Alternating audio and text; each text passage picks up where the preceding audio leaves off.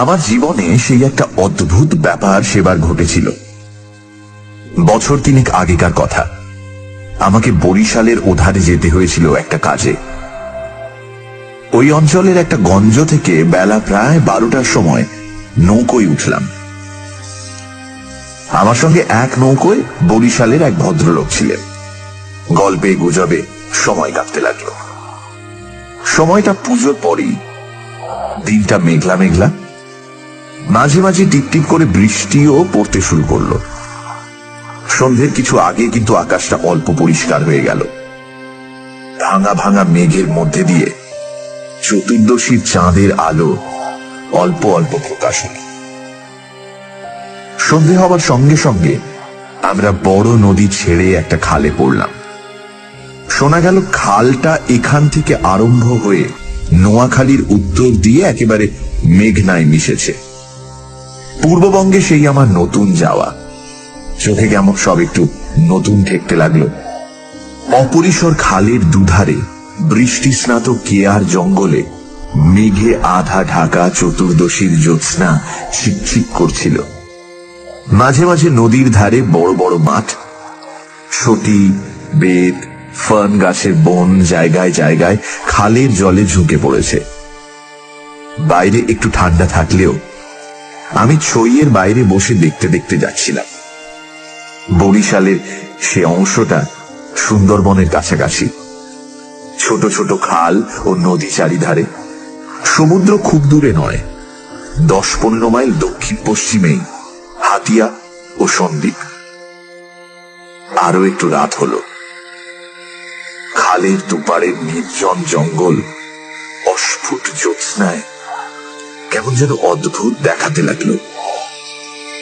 এই অংশের লোকের বসতি একেবারেই নেই। বন আর জঙ্গলের ধারে বড় বড় হোগলা গাছ। আমার সঙ্গী বললেন, এত রাত্রে আর বাইরে থাকবেন না, আসুন ছইয়ের মধ্যে। এসব জঙ্গলে, বুঝলেন না। তারপর তিনি সুন্দরবনের নানা গল্প করতে লাগলেন। তার এক কাকা নাকি ফরেস্ট ডিপার্টমেন্টে কাজ করতেন। তারই লঞ্চে করে তিনি একবার সুন্দরবনের নানা অংশে বেরিয়েছিলেন। সেই সব গল্প। রাত প্রায় 12টার কাছাকাছি হলো। মাঝি আমাদের নৌকোয় ছিল মোটে একটি। সে বলে উঠল, বাবু, একটু এগিয়ে গিয়ে বড় নদী পড়বে। এত রাতে একা সেই নদীতে পাড়ি জমাতে পারবো না। এইখানে নৌকো রাখি। নৌকো সেখানেই বাঁধা হলো। এদিকে বড় বড় গাছের আড়ালে চাঁদ অস্ত গেল। দেখলাম অপ্রশস্ত খালের দুধারেই অন্ধকারে ঢাকা ঘন জঙ্গল। চারিদিকে কোনো শব্দ নেই। পতঙ্গগুলো পর্যন্ত চুপ করেছে। সঙ্গীকে বললাম, মশাই, এই তো সরু খাল, পাড় থেকে বাঘ লাফিয়ে পড়বে না তো নৌকোর উপর? সঙ্গী বললেন, না পড়লেই আশ্চর্য হব। শুনে অত্যন্ত আনন্দে ছইয়ের মধ্যে ঘেঁষে বসলাম। খানিকটা বসে থাকবার পর সঙ্গী বলল, আসুন একটু শোয়া যাক। ঘুম তো হবে না, আর ঘুমানো ঠিকও না। আসুন একটু চোখটা অন্তত বুঝে থাকি। খানিকটা চুপ করে থাকবার পর সঙ্গীকে ডাকতে গিয়ে দেখি তিনি ঘুমিয়ে পড়েছেন। মাঝিও জেগে আছে বলে মনে হলো না। ভাবলাম, তবে আমি বা কেন মিথ্যে মিথ্যে চোখ চেয়ে চেয়ে থাকি।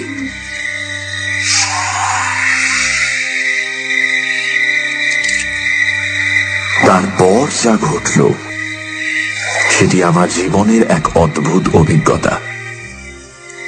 শুতে যাচ্ছি, হঠাৎ আমার কানে গেল অন্ধকার ঘন ঝোপের ওপাশে অনেক দূরে গভীর জঙ্গলের মধ্যে কি যেন কোথায় গ্রামোফোন বাজাচ্ছে। তাড়াতাড়ি উঠে বসলাম। গ্রামোফোন! এই বনে এত রাতে গ্রামোফোন বাজাবে কে? কান পেতে শুনলাম, গ্রামোফোন না, অন্ধকার হিজল হিমতাল গাছগুলো যেখানে খুব ঘন হয়ে আছে সেখান থেকে কারা যেন উচ্চ কণ্ঠে আর্ত করুণ সুরে কি যেন বলছে। খানিকটা শুনে মনে হলো সেটা একাধিক লোকের সমবেত কণ্ঠস্বর। প্রতিবেশীর তেতলার ছাদে গ্রামোফোন বাজলে যেমন খানিকটা স্পষ্ট খানিকটা অস্পষ্ট অথচ বেশ একটা একটানা সুরের ঢেউ এসে কানে পৌঁছয়, এও অনেকটা সেইভাবে। মনে হলো যেন কতগুলো অস্পষ্ট বাংলা ভাষার শব্দ কানে গেল, কিন্তু ধরতে পারা গেল না কি।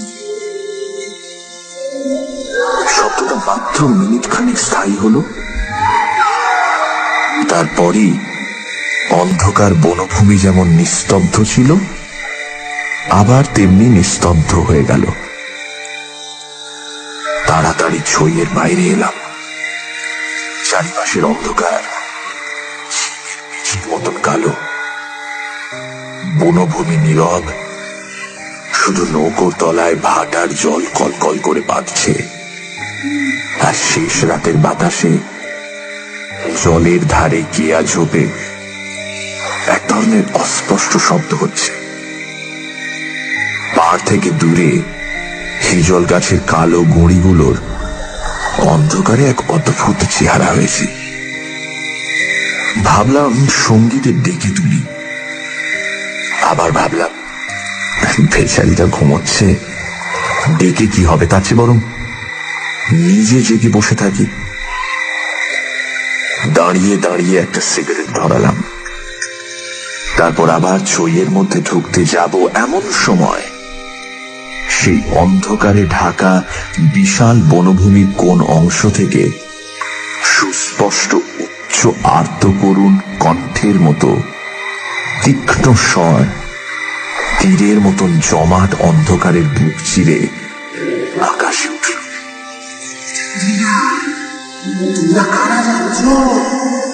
আমরা শ্বাস বন্ধ হয়ে পড়লাম, আমাদের নৌকোর মাঝিটা ধর্মর করে জেগে উঠল। আমি সঙ্গীকে ডাকলাম, মশাই, ও মশাই, উঠুন উঠুন, আরে উঠুন। মাঝি আমার কাছে ঘেঁষে এলো, ভয়ে তার গলার স্বর কাঁপছিল। বললে, আল্লাহ আল্লাহ, শুনতে পেয়েছেন বাবু? শুনতে পেয়েছেন আপনি?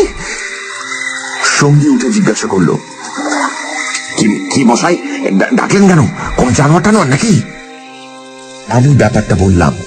তিনিও তাড়াতাড়ি ছইয়ের বাইরে এলেন। তিনজনে মিলে কান খাড়া করে রইলুম। চারিদিক আবার চুপ। ভাটার জল নৌকোর তলায় বেঁধে আগের চেয়েও জোরে শব্দ হচ্ছিল। সঙ্গী মাঝিকে জিজ্ঞেস করলেন, এটা কি তবে? মাঝি বললে, হ্যাঁ বাবু, মাই কীর্তিপাশার গড়। সঙ্গী বললে, তবে তুই এত রাতে এখানে নৌকো রাখলি কেন? বেকুল কোথাকার। মাঝি বললে, 380 বলি রেখেছিল বাবু, ভাটার টানে নৌকো পিছিয়ে দেওয়া তো জোর ছিল না। কথাবার্তার ধরন শুনে সঙ্গীকে বললাম, কি মশাই, কি ব্যাপার, আপনি কিছু জানেন নাকি? ভয় যত না হোক, বিস্ময়ে আমরা কেমন হয়ে গিয়েছিলাম। সঙ্গী বললেন, ওরে, তোর সে কেরোসিনের ডিবেটা জাল। আরে আলো জেলে বসে থাকা যাক, রাত তো এখনো ঢের। মাঝিকে বললাম, তুই শব্দটা শুনতে পেয়েছিলি? সে বলল, হ্যাঁ বাবু, এই আওয়াজ কানে গিয়েই তো আমার ঘুম ভেঙে গেল। আমি আরো দুবার নৌকো বেয়ে যেতে যেতে ও ডাক শুনেছি। সঙ্গী বললেন, এটা এই অঞ্চলের একটা অদ্ভুত ঘটনা। তবে এই জায়গাটা সুন্দরবনের সীমানায় বলে আর এই অঞ্চলে কোনো লোকালয় নেই বলে শুধু নৌকোর মাঝিদের কাছে এটা সুপরিচিত। এর পেছনে একটা ইতিহাস আছে, সেটা অবশ্য নৌকোর মাঝিদের পরিচিত নয়। সেইটা আপনাকে বলি, শুনুন। তারপর কেরোসিনের ডিবার আলোয় অন্ধকার বনের বুকের মধ্যে বসে সঙ্গীর মুখে কীর্তি পাশার গড়ের ইতিহাসটা শুনতে লাগলাম।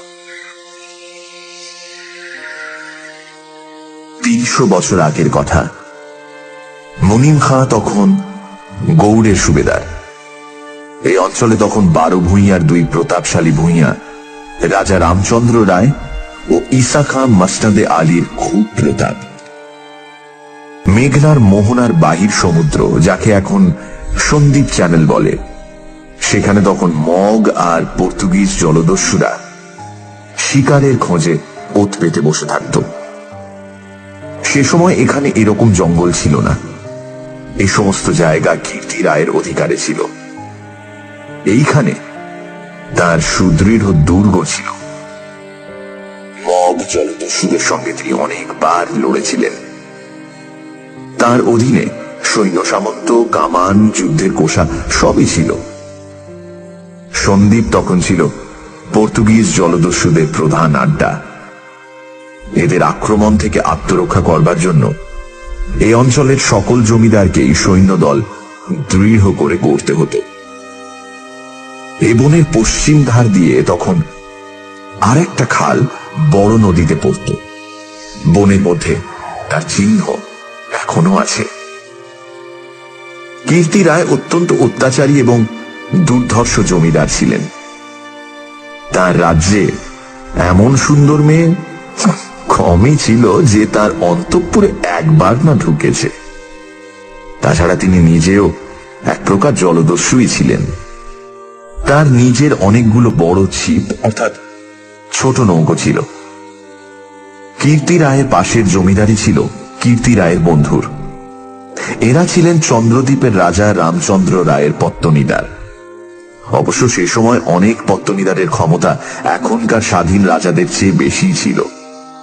কীর্তি রায়ের বন্ধু মারা গেলে তার তরুণ বয়স্ক পুত্র নরনারায়ণ রায় পিতার জমিদারির ভার পান। নরনারায়ণ তখন সবে যৌবনে পদার্পণ করেছেন।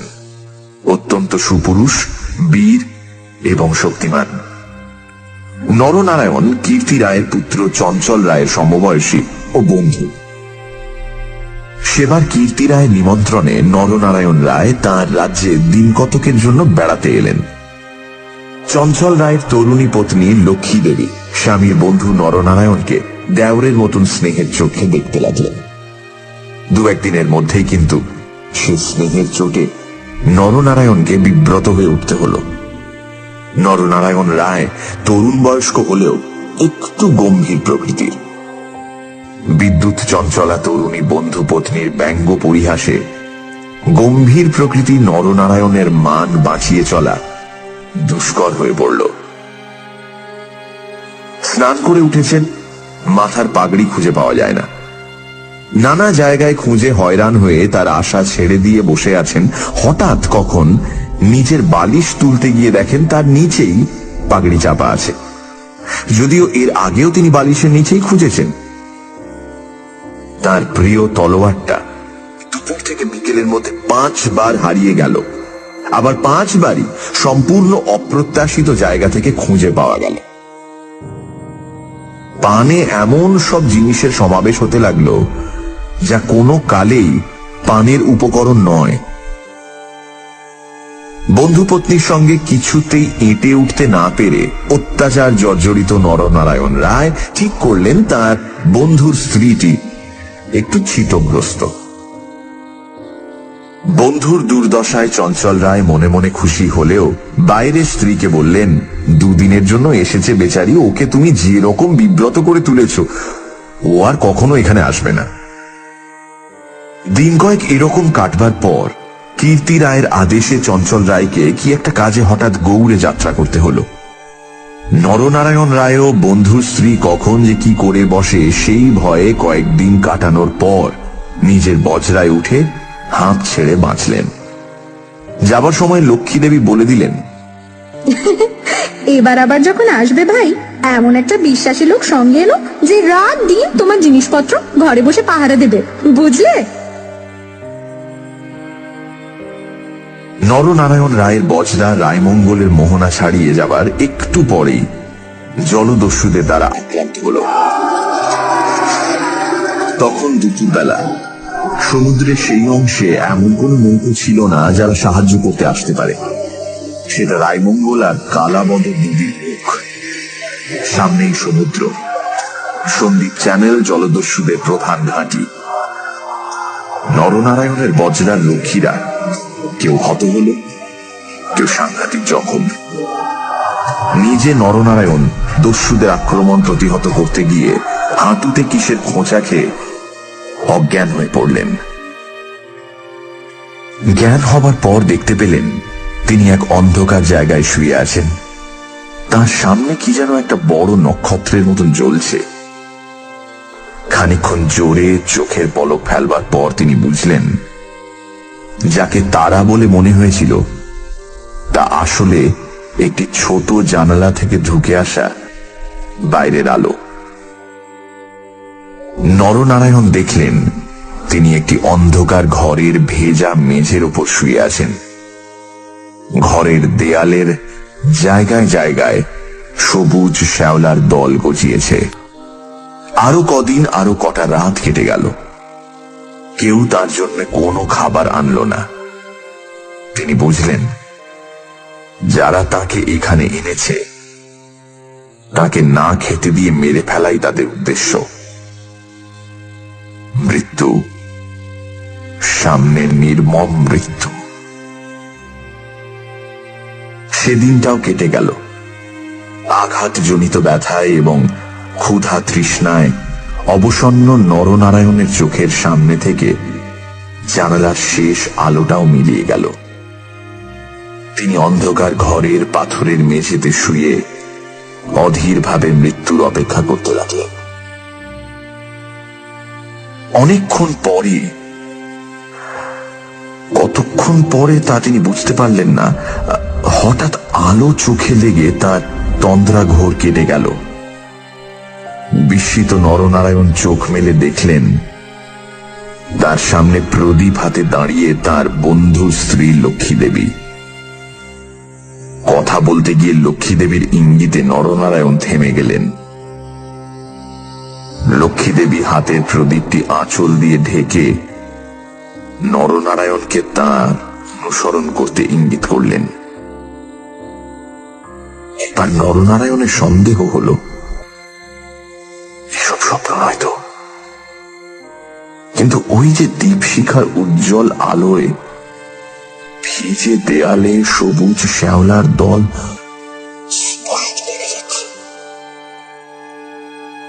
নরনারায়ণ শক্তিমান যুবক, ক্ষুধায় দুর্বল হয়ে পড়লেও নিশ্চিত মৃত্যুর গ্রাস থেকে বাঁচবার উৎসাহে তিনি দ্রুত পায়ে বন্ধুপত্নীর পেছন পেছন চললেন।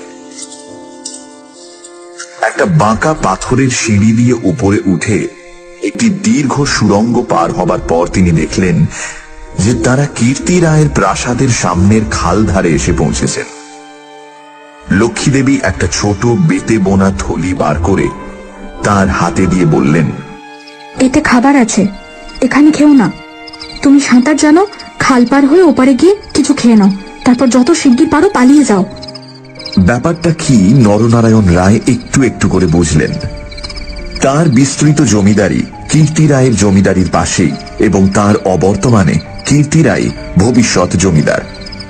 অত বড় বিস্তৃত ভূসম্পত্তি সৈন্য সামন্ত কীর্তি রায়ের হাতে এলে তিনি কি আর কিছু গ্রাহ্য করবেন?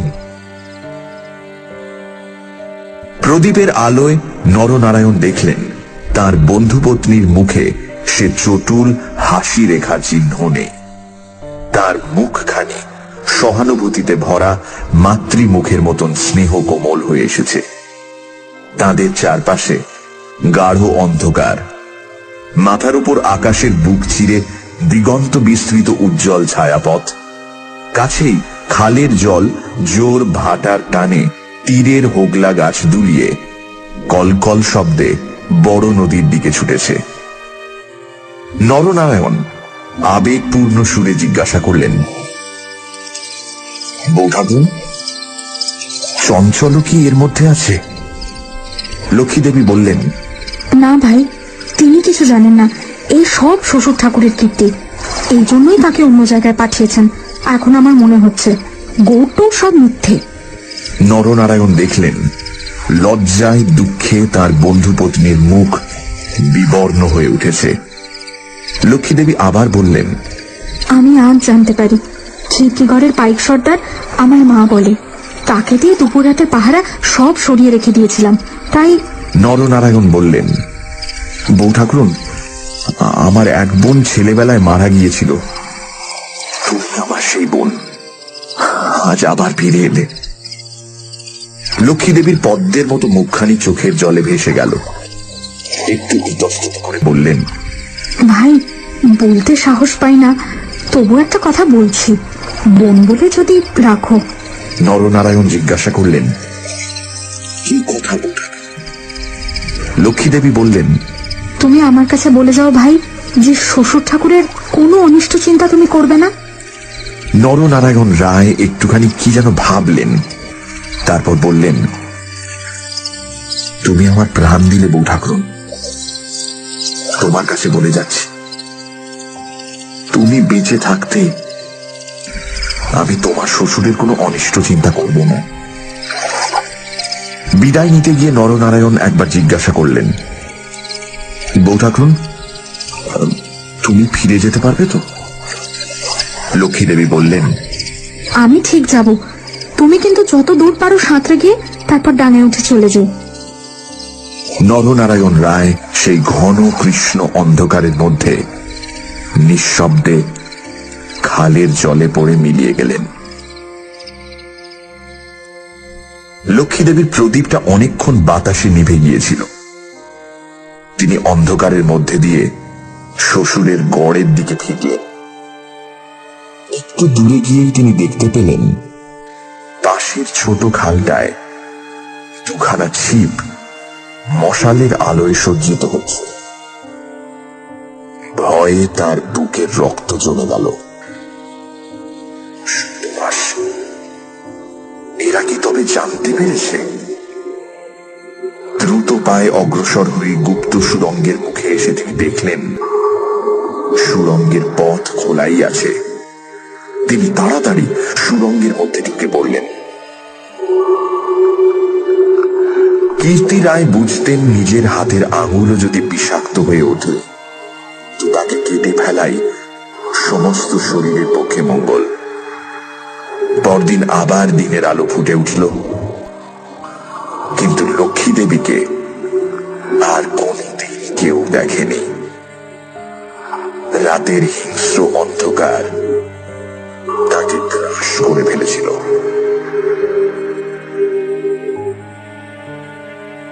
নরনারায়ণ রায় নিজের রাজধানীতে বসে সব শুনলেন। গুপ্ত সুড়ঙ্গের দুধারের মুখ বন্ধ করে কীর্তি রায় তার পুত্রবধূর শ্বাসরোধ করে তাকে হত্যা করেছেন। শুনে তিনি চুপ করে রইলেন। এর কিছুদিন পরে তার কানে গেল বাসুন্তার লক্ষণ রায়ের মেয়ের সঙ্গে খুব তাড়াতাড়ি চঞ্চলের বিয়ে। সেদিন রাতে চাঁদ ওঠার পর নিজের প্রাসাদের ছাদে বেড়াতে বেড়াতে চারিদিকের শুভ্র সুন্দর আলোর সাগরের দিকে দৃষ্টিপাত করে দৃঢ় চিত্ত নরনারায়ণ রায়েরও চোখের পাতা যেন ভিজে উঠল। তার মনে হলো তার অভাগিনী বউ ঠাকুরানীর চোখের দুষ্টু হাসিটি তারায় তারায় নবমল্লিকার মতো ফুটে উঠেছে।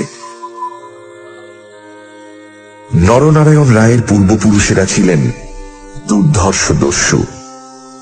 হঠাৎ পূর্বপুরুষের সেই বর্বর রক্ত নরনারায়ণের ধমনীতে নেচে উঠল।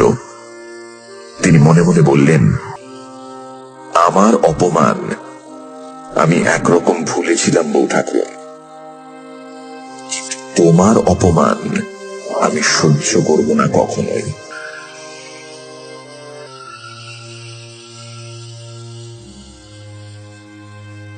কিছুদিন কেটে গেল। তারপর একদিন এক শীতের ভোর রাতের কুয়াশা কেটে যাওয়ার সঙ্গে সঙ্গে দেখা গেল কীর্তি রায়ের গড়ের খালের মুখ ছিপে সুলুপে জাহাজে ভরে গিয়েছে। তোপের আওয়াজে কীর্তি রায়ের প্রাসাদ দুর্গের ভিত ঘন ঘন কেঁপে উঠতে লাগলো। কীর্তি রায় শুনলেন আক্রমণকারী নরনারায়ণ রায় সঙ্গে দুরন্ত পর্তুগিজ জলদস্যু সেবাস্টিও গঞ্জালেস। উভয়ের সম্মিলিত বহরের 40খানা কোষা খালের মুখে চড়াও হয়েছে। পুরো বহরের বাকি অংশ বাইরের নদীতে দাঁড়িয়ে। এই আক্রমণের জন্য কীর্তি রায় আগে থেকে প্রস্তুত ছিলেন। কেবল প্রস্তুত ছিলেন না, নরনারায়ণের সঙ্গে গঞ্জালেসের যোগদানের জন্য। এই কীর্তি রায়ের কাছে সম্পূর্ণ অপ্রত্যাশিত ঘটনা। তাহলেও কীর্তি রায়ের গড় থেকেও তোপ চলল। গঞ্জালেস সুদক্ষ নৌবীর। তার পরিচালনে 10খানা সুরুত চড়া ঘুরে গড়ের পাশের ছোট খালে ঢুকতে গিয়ে কীর্তি রায়ের নৌবাহিনীর এক অংশ দ্বারা বাধা প্রাপ্ত হল।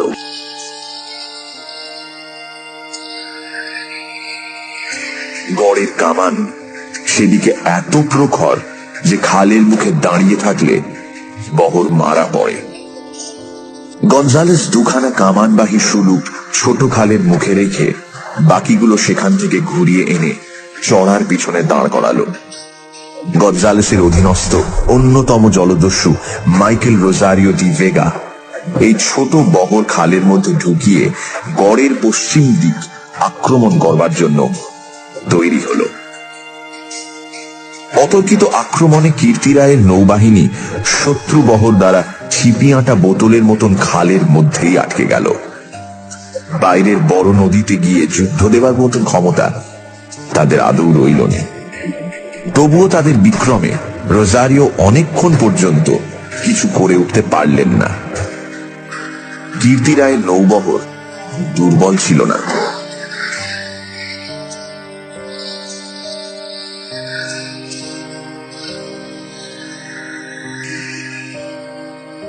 বিকেলের দিকে রোজারিওর কামানের মুখে গড়ের পশ্চিম দিকটা একেবারে হুমড়ি খেয়ে পড়ে গেল।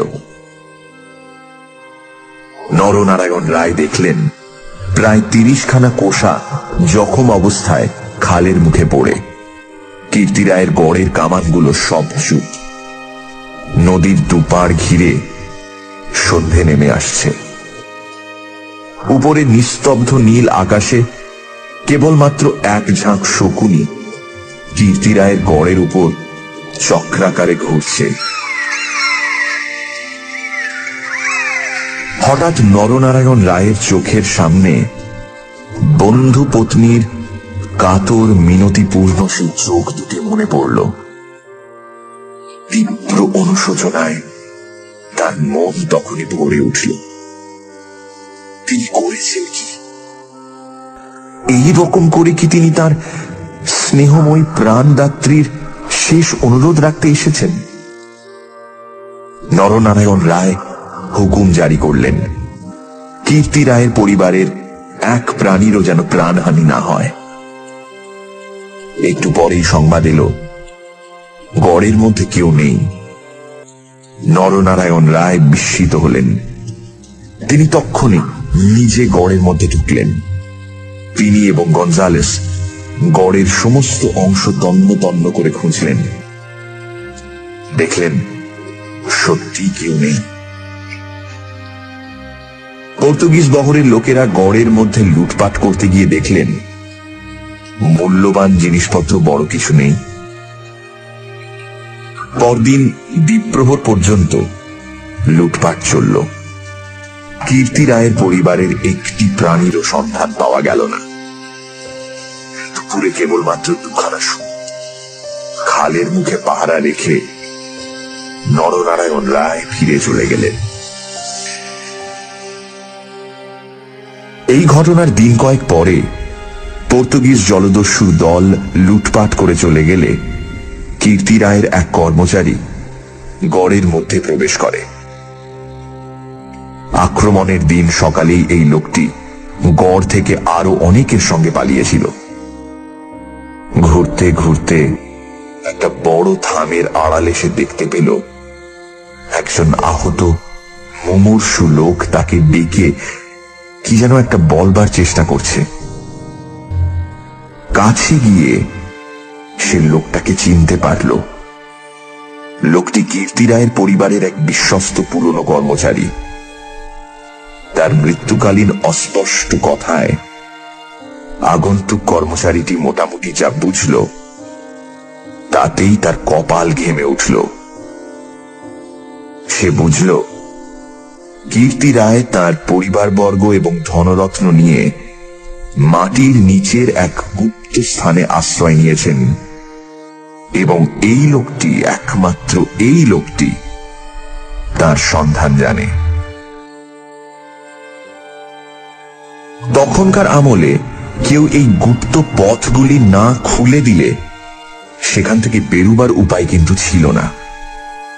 কোথায় সে মাটির নিচে ঘর তা স্পষ্ট করে বলবার আগেই আহত লোকটি মারা গেল। বহু অনুসন্ধানেও গড়ের কোন অংশে সে গুপ্ত গৃহ ছিল সেটার কেউই সন্ধান দিতে পারল না। ওই ছোট খালটা প্রকৃতপক্ষে সন্দীপ চ্যানেলেরই একটা খাড়ি। খাড়ির ধার থেকে একটুখানি গেলে গভীর অরণ্যের ভেতর কীর্তি রায়ের গড়ের বিশাল ধ্বংসস্তূপ এখনো বর্তমান আছে, দেখা যাবে। বহুদিন থেকেই এখানে একটা অদ্ভুত ব্যাপার ঘটে থাকে। দুপুর রাতে গভীর বনভূমি যখন নীরব হয়ে যায়, হিনতাল হিজল গাছের কালো গুড়িগুলো অন্ধকারে যখন বনের মধ্যে প্রেতের মতো দাঁড়িয়ে থাকে, সন্দীপ চ্যানেলের জোয়ারের ঢেউয়ে লোনা জল খাড়ির মুখে জোনাকির মতন জ্বলতে থাকে, তখন খাল দিয়ে নৌকো বেয়ে যেতে যেতে মোম মধু সংগ্রাহকেরা কতবার সে শুনেছে অন্ধকার বনের এক গভীর অংশ থেকে কারা যেন আত্মস্বরে চিৎকার করছে।